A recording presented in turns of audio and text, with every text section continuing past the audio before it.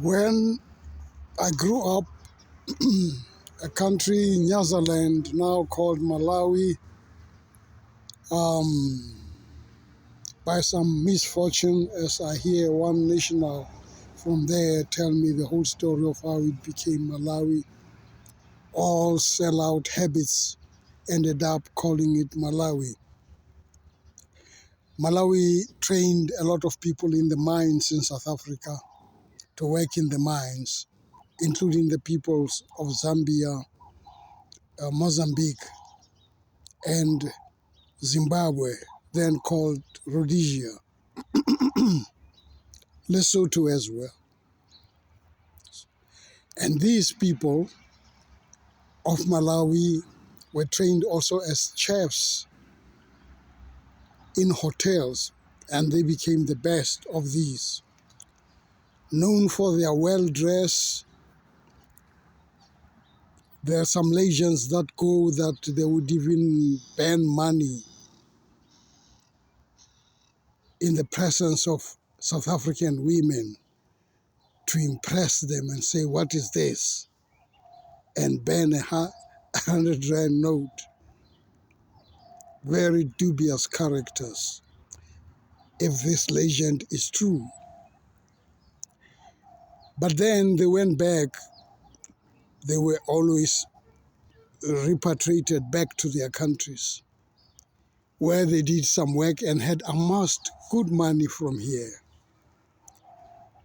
So there was, for them, a feeling that they owed South Africa something, even though under apartheid. Before apartheid, Kamuzu Banda was trained as a nurse, assistant nurse, for Dr. White at the Everton Clinic, attached to Wilberforce Institute, and even became an intern when he went into medicine of the president of ANC, whose name I will remember right now as I proceed.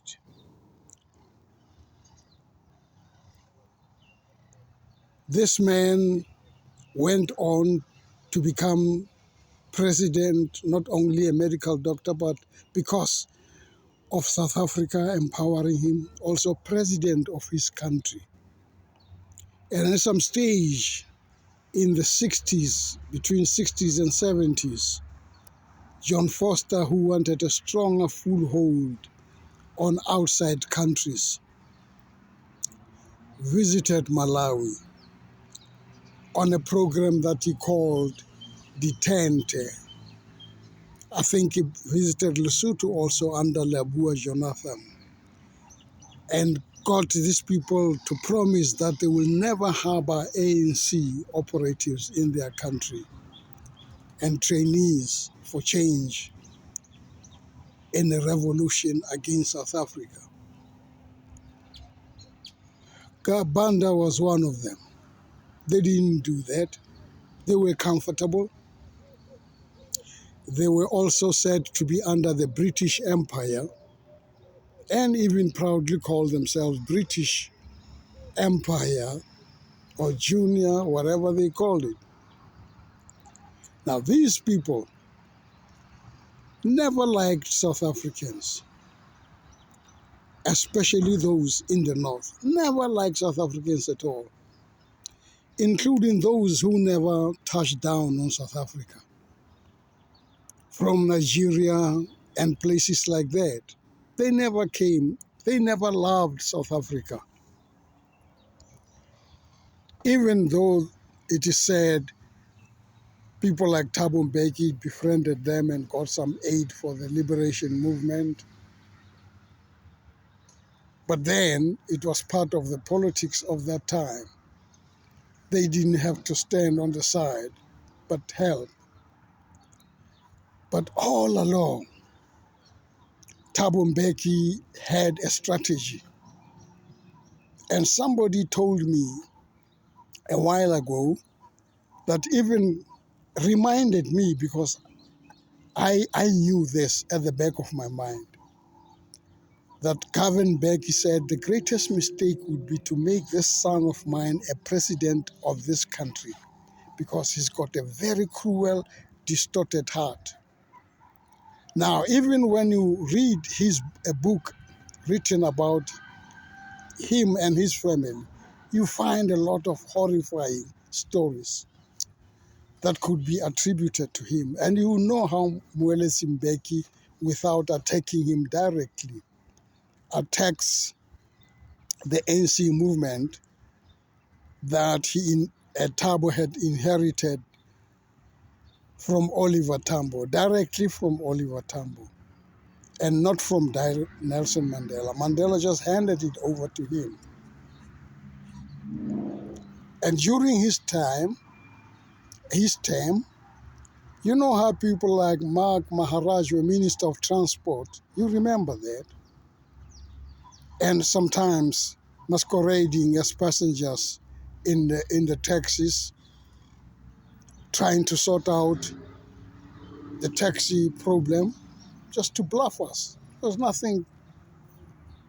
nothing tangible about it. There was nothing meaningful. Now, in the meanwhile, lately, and I'm jumping, Thabo Mbeki has been warning that should the ANC lose power, there will be trouble in this country. I don't know why he's not been dragged to Madanga Commission for such saying, because that is treasonous. He is saying there will be trouble if ANC. He, the founder of COPE and the creator of COPE, does not talk of COPE. He talks about the erstwhile movement that he created and fortified with the shipping into the country,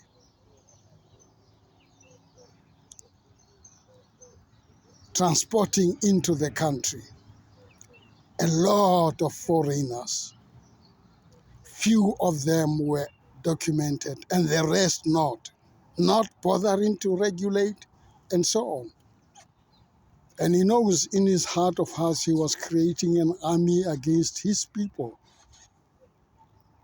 There are people like this in history. He's not the first one.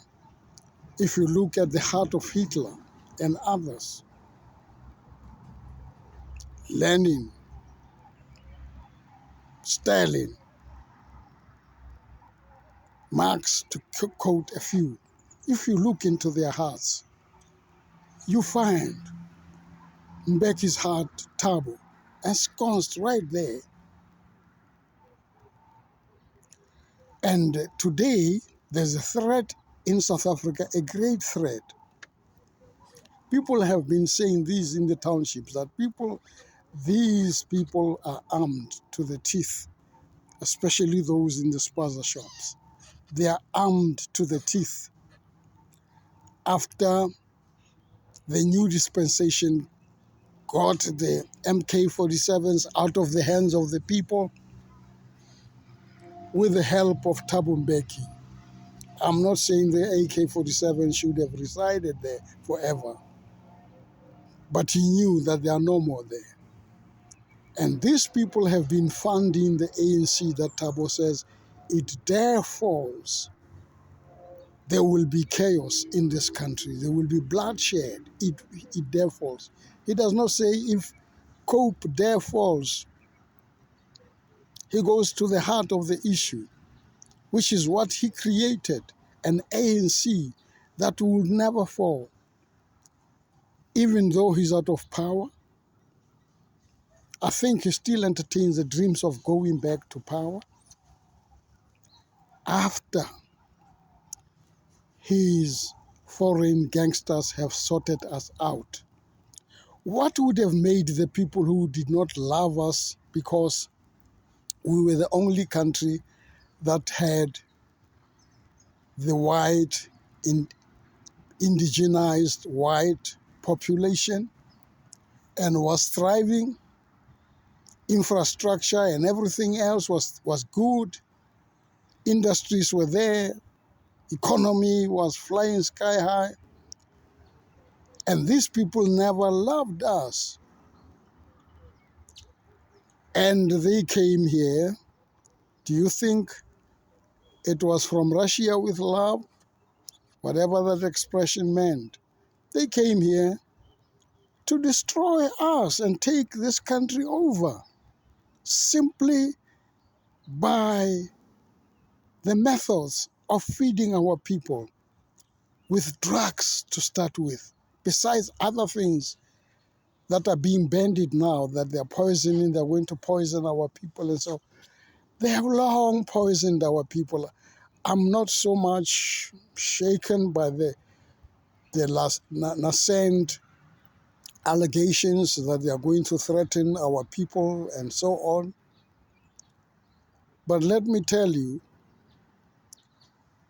that these people have been armed more than with armaments, but with drugs to destroy our people so that the elites like Thabo Mbeki and those who followed him, including our present president, who followed in that trend, should survive and be with them in paradise.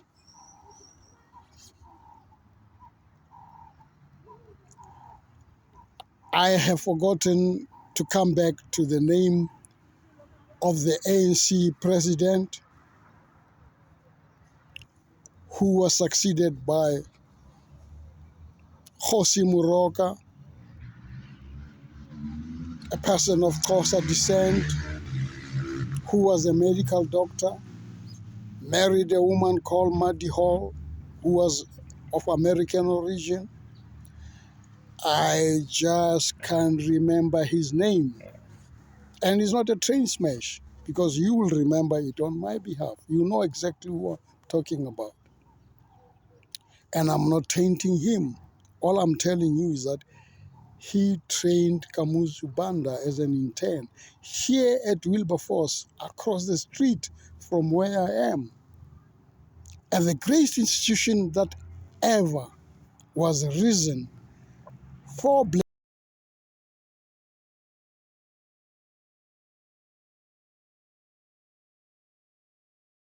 Institute.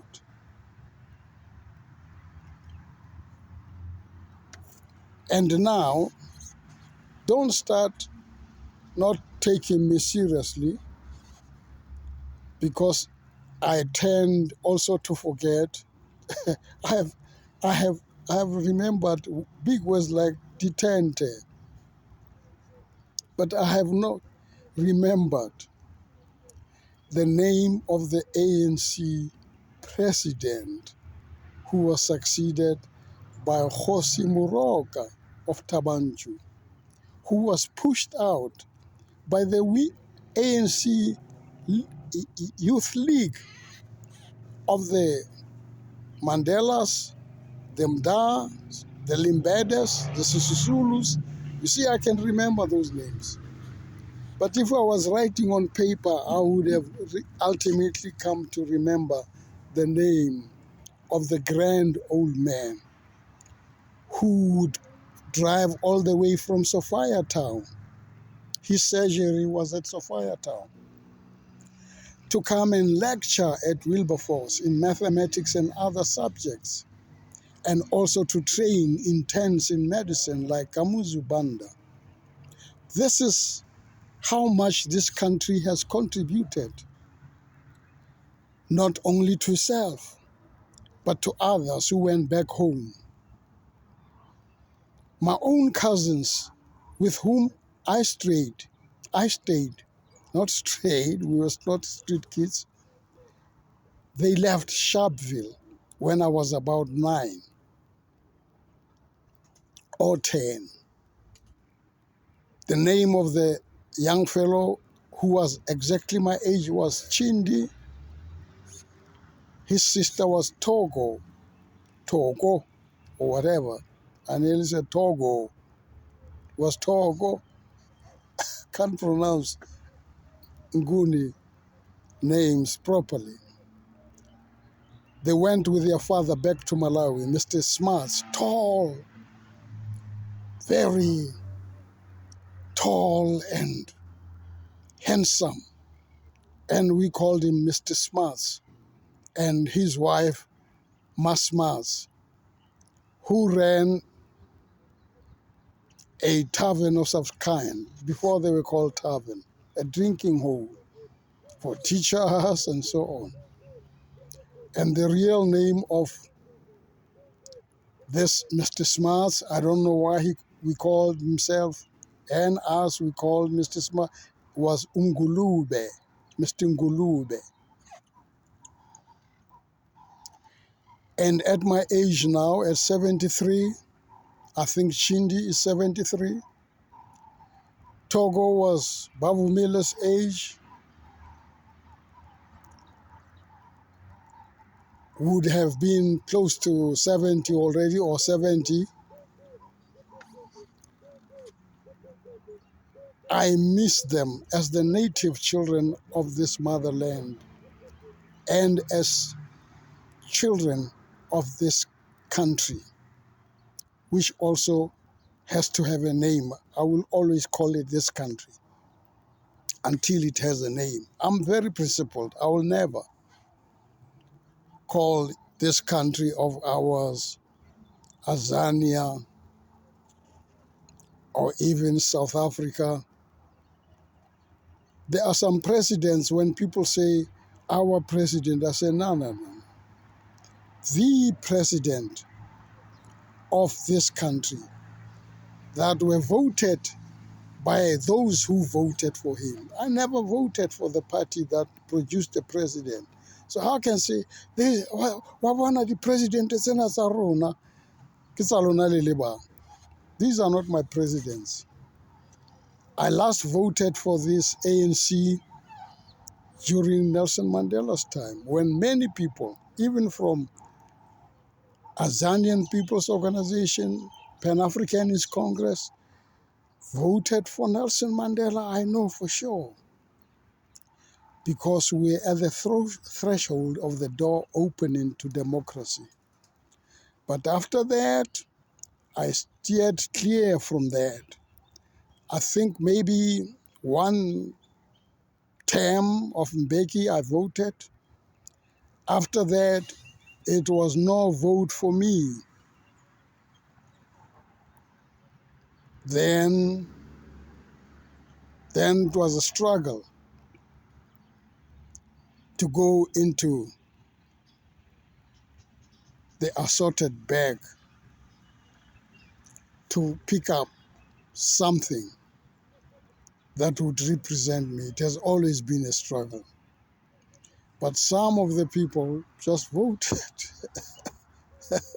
just voted. And you need voters' education better than ever before, because you have to remove a monstrous kind of governments out of power. Monstrous. More than monstrous.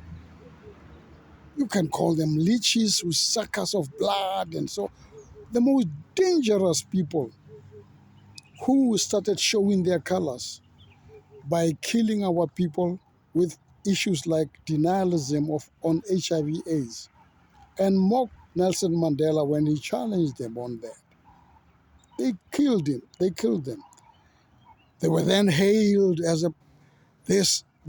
whatever you call them, this intellectual who bans the midnight oil, researching about HIV/AIDS. When did he started to know about issues of laboratory? He's supposed to be